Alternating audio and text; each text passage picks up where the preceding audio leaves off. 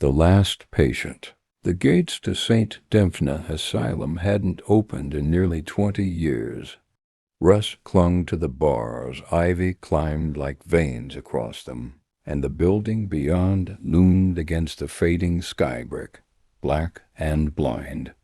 Most people in town avoided it, but Michael, a curious history student, couldn't resist. His professor wanted research on forgotten places, and he wanted something darker. The gates screamed as he pushed through. The asylum's doors gave way with surprising ease, as though they had been waiting. Inside, the air was thick with mildew, dust, and something sharper beneath it, metallic like blood. Silence pressed on him. Abandoned buildings usually breathed. Dripping pipes, squealing hinges, shifting wood. But here, nothing. His flashlight beam trembled across relics. A broken wheelchair, scattered patient files, pages warped with damp. He bent to read one unfinished, mid-sentence. He entered the patient wing, where barred doors lined the corridor. Empty cells, overturned beds. One wall was carved with desperate fingernails. Don't listen to the tapping. Michael's stomach tightened. He told himself it was old graffiti.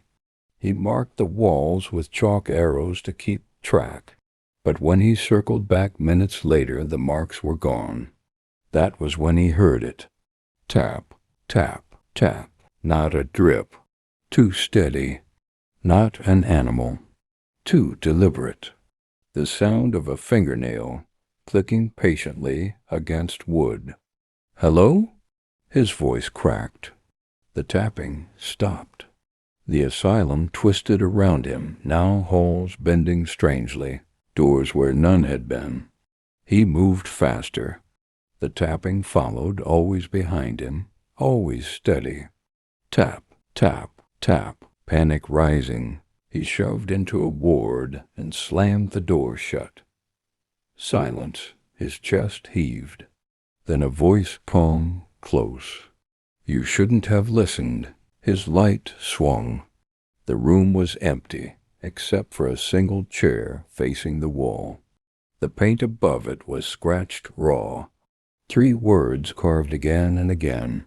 "I never left." The tapping returned. Not behind the door.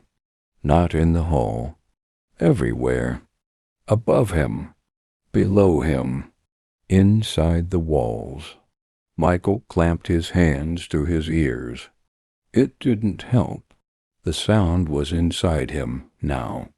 Tap, tap, tap. The voice whispered once more, this time from within his own head. "You let me in." Days later, Michael's notebook was found just inside the asylum gates. The final page bore only a single line, carved deep by a trembling hand. "The last patient is still here.